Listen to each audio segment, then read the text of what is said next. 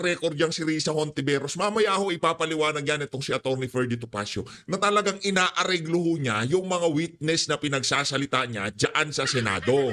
Ngayon, ito ho ang abangan natin mga kababayan, ang paglantad nitong si alias Amanda. Kasi base ho doon sa pagsasalita nitong si alias Rene, nag-uusap-usap na daw ho yung mga yan.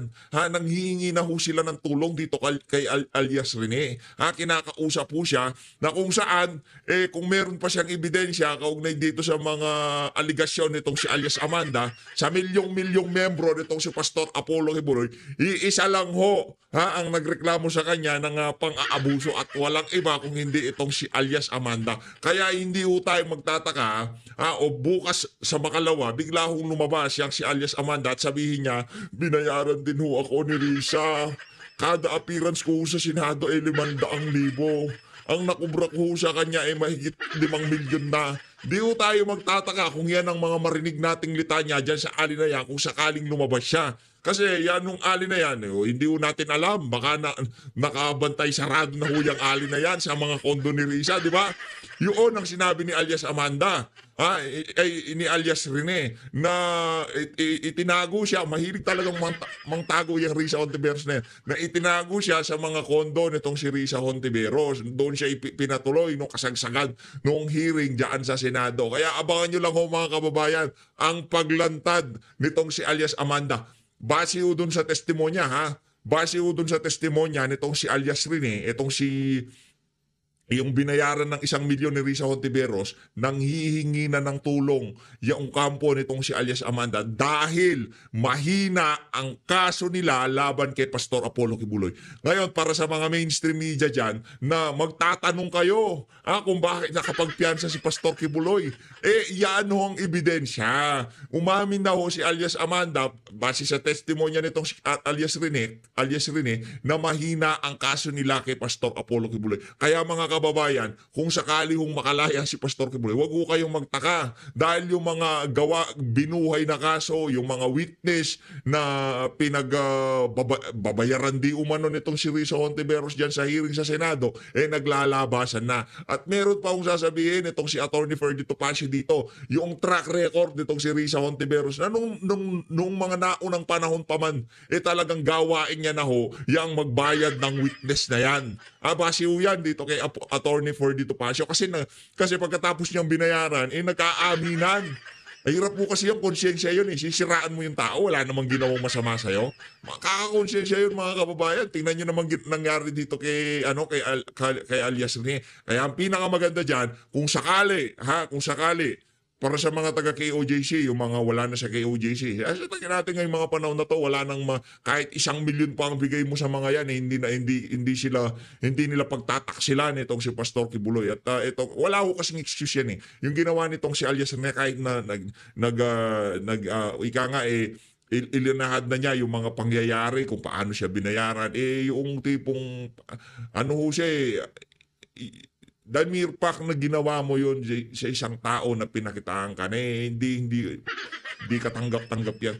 Kahit na nag-viral ka, binawi mo lahat ng sinabi mo, merong mali sa'yo, Brad. Dapat, in the first place, noon pa lang linapitan ka ng mga individual na yan, staff ni Risa. Nagsalita ka na, linalapitan ako ng staff ni Risa. Diba? Nakipag-ugnayan ka kung kaninong mga otoridad, diba? Linabas mo yan. Mas bilib pa kami sa'yo. Kahit hindi ka nagkapera, at least yung paninindigan mo, hindi nayurakan dyan sa kakarampot. Hindi pala kakarampot. Bilyon pala pinag-uusapan natin dito. My goodness! Milyong halaga. Nangangailangan daw siya noong mga panahon na yan. Okay, anyway, palakpakan pa rin natin. Binawi niya yung mga sinabi niya. Ito na nga mga kababayan. Kung bago lang ho kayo sa PH Updates, ang like at ang subscribe. Masaya na ho tayo dyan sa mga gusto sumali sa ating community. Yung join button nandiyan lang ho sa baba. 894,000 subscriber na ho tayo. 94. Pa 95 na. 5,000 na lang mga kababayan. Ewan ko ba bakit? Ang hirap niyong spellingin. Diba? Isang pindot lang ng subscribe. Isang pindot lang yan. Click. Ganun lang. Tapos na usapan. Diba? Ganun. Pindutin nyo na ho. Pa-birthday nyo na sa akin yan. May birthday ka na naman, PH. Ang birthday tayo sa September. Yan. September birthday natin. Pero yung secret na yun, syempre, diba? Siyempre, ano yan, ika nga kung merong Christmas countdown, merong birthday countdown ni PH. O, paabutin na natin ng 900,000 bago birthday ko. Siyempre, ganun. Ayun na nga.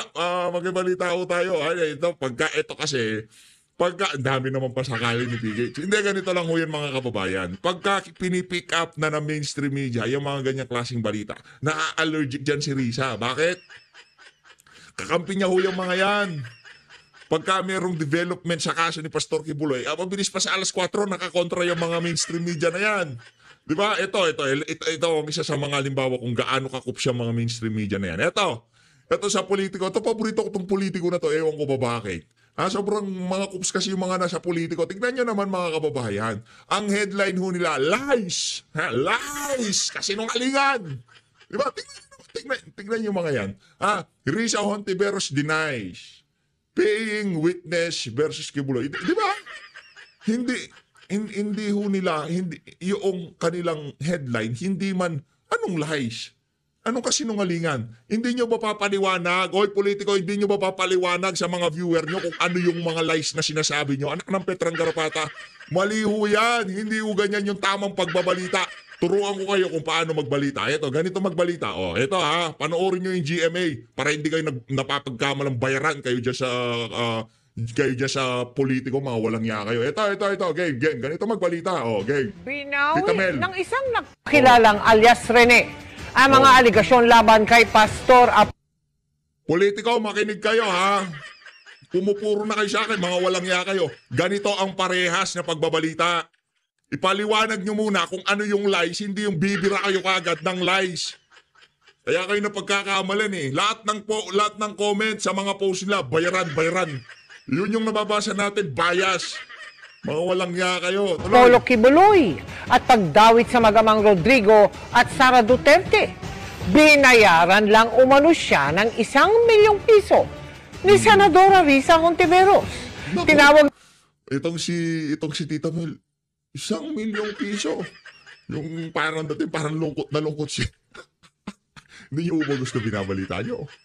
Hindi wala ako, ganun The truth will set us free. Ganun lang naman yan. Ganyan ang katotohanan makakapagpalaya kay Pastor Kibuloy. Ganun lang kasi. Huwag ko kayong magtaka kasi gagamitin yan Pagka pinalaya si Pastor Kibuloy, ibibigdilo nila yan. Sigurado. Ngayon, at least, masiset na natin yung kaisipan ng ating mga kababayan. Kaya nakalaya si Pastor Kibuloy sa kadahilan ng mahina ang kaso at gawa-gawa lamang yung mga aligasyon laban sa kanya. Diba? Wala na akong katakataka doon. Malinaw ho yan. Tuloy. naman itong kasinungalingan ng Senadora. Nakatutok si Sandra Aguinaldo. Pebrero noong nakaraang taon nang iharap ni Senadora Risa Hontiveros sa pagdinig ng Senado ukol sa mga umunoy pang-aabuso sa mga miyembro ng Kingdom of Jesus Christ ang isang lalaking nakatakip ang muka at pinakilala bilang si alias Rene. Si alias Rene ay hardinero raw sa Glory Mountain property ni Pastor Apollo Kibuloy sa Davao City na nakaranas daw ng pananakit sa kamay mismo ni Kibuloy at sexual na pang-aabuso sa ibang miyembro ng KOJC. Nako. Pero isa sa pasabog na pahayag noon ni alias Rene ang nasaksihan raw niya nang dumalo umuno kay Kibuloy sina dating Pangulong Rodrigo Duterte at noy Davao City Mayor Sara Duterte. Minsan po pumupunta din po doon si former President Rodrigo Duterte Yan. at former Mayor, Davao Mayor Sara Duterte. At pag umaalis na po sila doon sa Glory Mountain, dala na po nila yung mga bag. Siya pong bag na nilalagyan po ng mga baril. Yun na yung sabi. Wala naman yung baril. Wala akong bag. Ba't ka umiiyak? Kasi nakukonsensya ako sa sinasabi ko. Hindi totoo yun. Pinapasabi sa'yo. Okay lang yan, Brad. Di ba? Pagkatapos ng hearing na yan, binigyan ka naman ng 500,000 piso. Di ba? Yung extra effect na iyak, another 500, 1 million. Anak ng toko. Kita mo ng sarili mong mata na inilabas ang laman ng mga bag at ang lamang ito ay mga baril na iba't ibang klase. Yes po, Madam Chair. Pero ngayon sa isang video Ano yun? Sasabihin niya, oy, Karine, halika dito. Ay, iba yun si Karine sa Cruz yun, yung Magandang-maganda yung sa ano yun, sa DCWB. Okay. Ito si alias Rene, halika rito. Buksan ko baga. Tetestimonya ka. One of this day, pupunta ka Senado. Tetestimonya mo to. Ito. Anak ng toko. Ano yan? Si BP Sara, tatay di kong pa magbubuhat ng bag.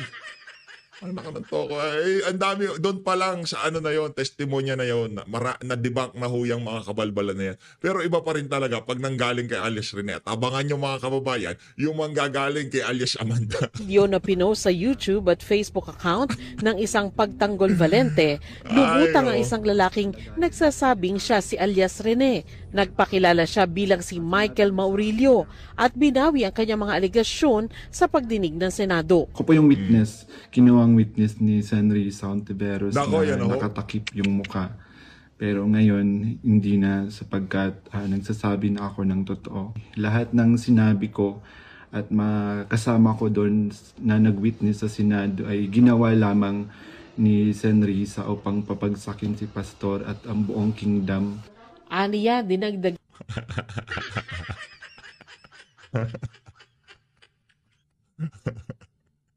Shout out, Trisha. Sakit sa ulo, di ba? Yan ang problema pag nagbabayad ka ng witness. Dapat kasi huwag kayong magbayad ng witness. Ito po. Diba? Tama nga no yung sinabi niya. Noong nagpunta ako sa Senado, nakatakip ang mukha ko. Umiiyak ako kasi nakukonsensya ako sa mga pinagsasabi ko. Pero dito sa isa na to, tatayuan ko to. Nandito na mukha. Diba? Ganun no. Saludo alias Rene. gan umano ng abogado mula sa opisina ni Senadora Riza Ontiveros ang kanyang affidavit. Wala rin daw katotohanan ang sinabi niya ukol sa mag-amang Duterte.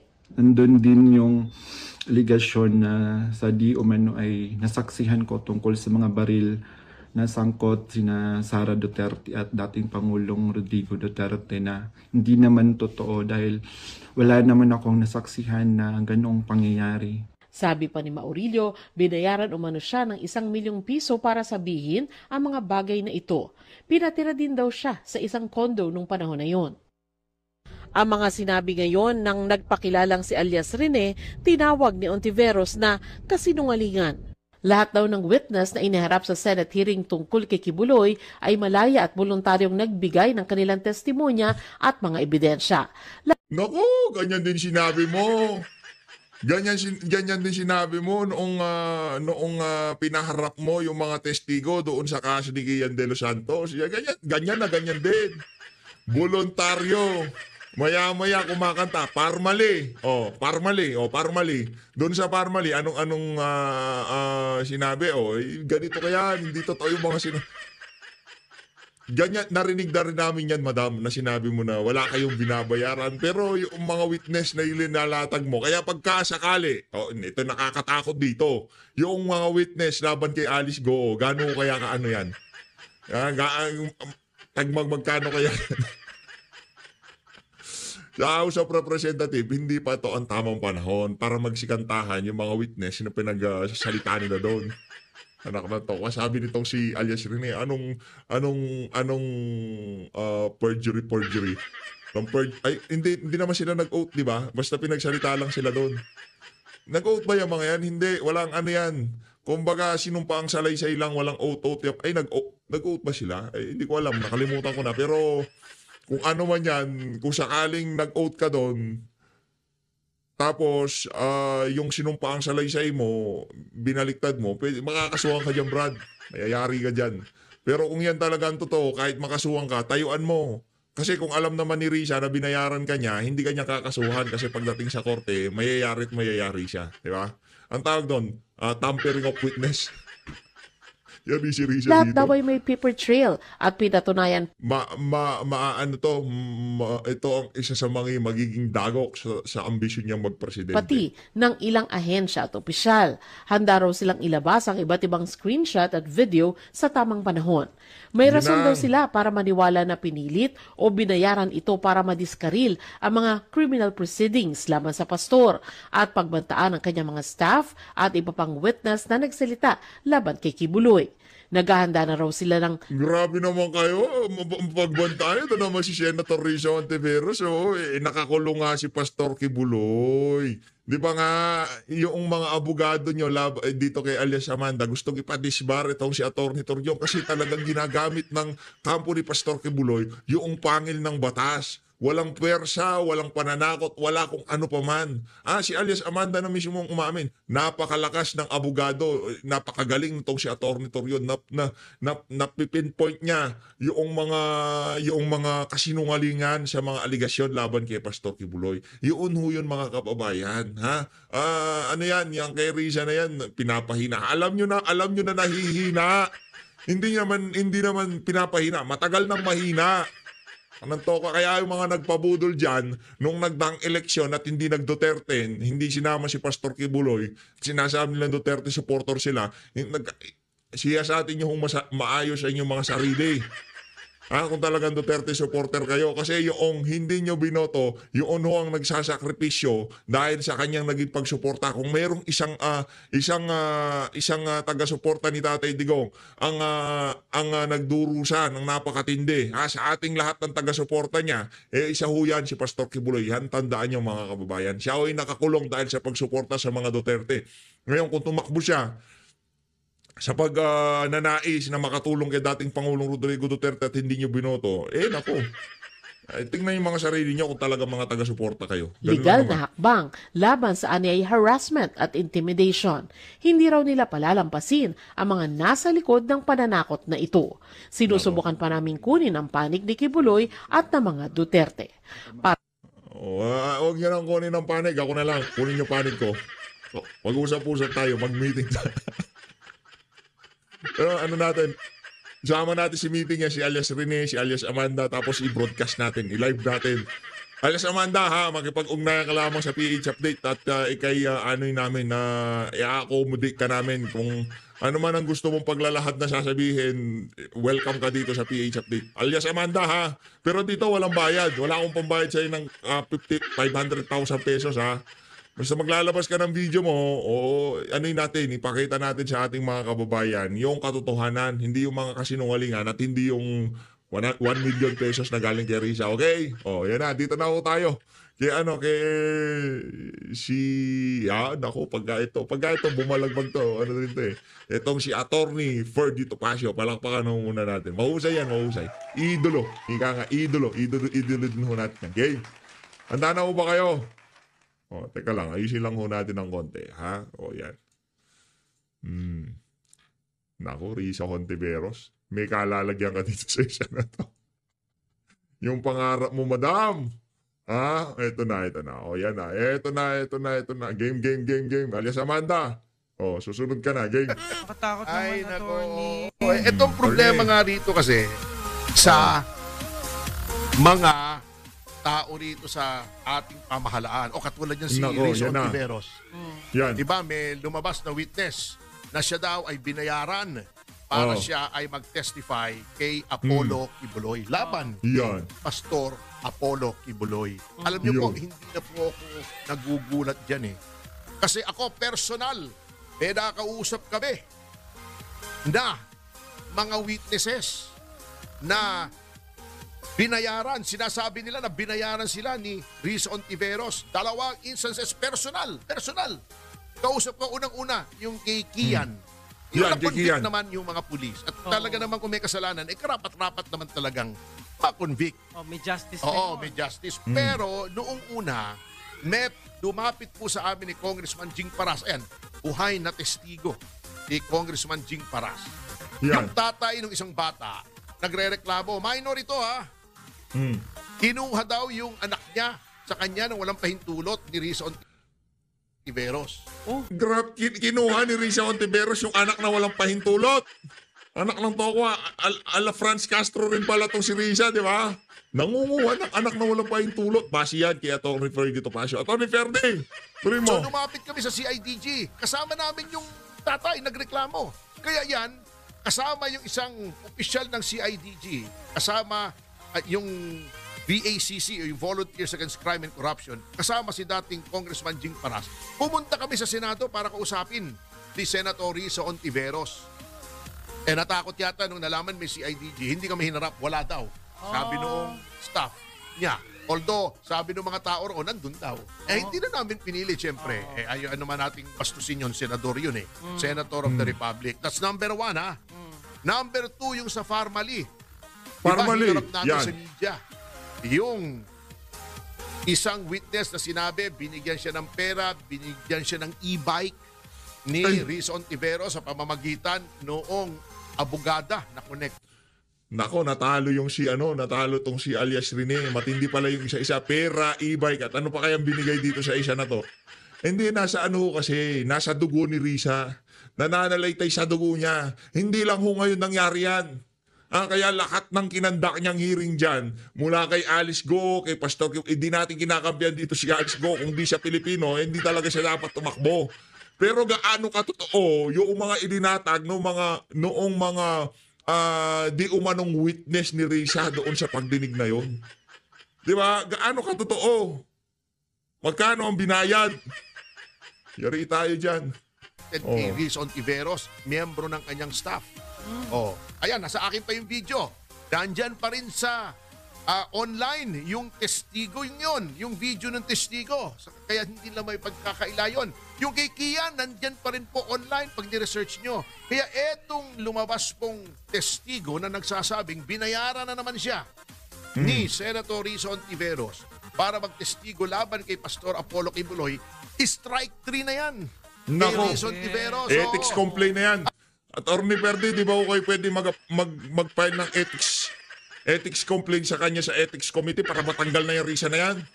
Anak ng tokwa, ano yan mali na ho yan di ba?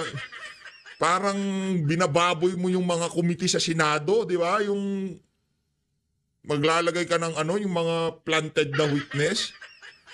Tapos ite-televise yan sa buong Pilipinas. Yung witness, sisiraan niya lang itong isang tao dahil magiging kalaban nyo ito, kakampi to ni Duterte, di ba ganon? Dapat matanggal yan si Risa, ethics na yan. Dapat ilagay na sa ethics. Sampahan na ng kaso yung si Risa. At huwag niyong sabihin hearsay o patay lamang sa mga media reports yung aming sinasabi sapagkat personal po nakausap ng inyong abang lingkod yung tatay ng minor na kinuha nung grupo ni Riz Ontiveros. Pati yung sa Farmally, kausap ko po, nandoon po ako nung binivideo yung kanyang testimony. Nandoon po ako. Kaya, etong pangatlo, hindi ko alam ito. Nakita lang sa media. Pero, ako'y naniniwala sapagkat because of pattern sa batas, sa law on evidence, admissible. Hinahanap ko yung ibang mga witness na kumanta laban dito kay Risa na binayaran daw sila. Gusto ko nga, nahanap ko, di ko makita Tulungan nyo naman ako. Kung alam nyo, i-send nyo na lang sa akin para magawan natin, para magawa tayong compilation ng mga witness na binayaran nila. Yung mga previous acts to prove pattern. Halimbawa, ikaw ay inakusahan na binubugbog mo yung asawa mo. Nako, yung mga nambubugbog ng asawa, yari kayo yung dyan. girlfriend mo. Okay. Paglalakot girlfriend pa lang, binubugbog na. dating girlfriend mo na sinabi, nabugbog din po ako. Hindi yun pwedeng ebidensya na guilty siya na binugbog niya yung kasalukuyan niyang girlfriend. Pero, evidence yun to show pattern.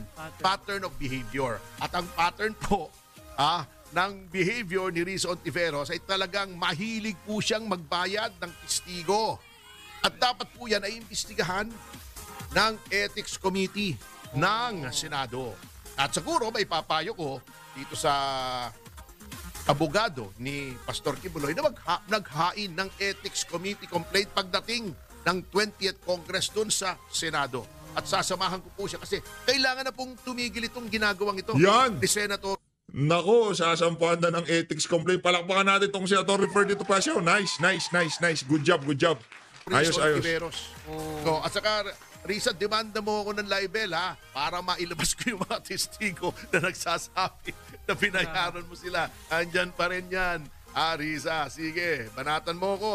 Mag-upakan tayo. Bago may sasabihin pa sila, kaya daw tinitira, inuupakan ng iba si Riz Ontiveros, threat daw kay Sara Duterte. Sa 2028, haler, si Sara Duterte Kapal ng po, mukha mo, 33 million votes. Si Risa, both times. Natalo pa nga yan sa Senado, di ba? both Kapal ng times mukha mo, nandito siya, kulelat siya. So anong threat ang pinagsasabi nyo? Pero Abangan attorney, si alias gagawin Amanda. niya lang kung sino ang maupo. Oo, Doon tayo maghintay.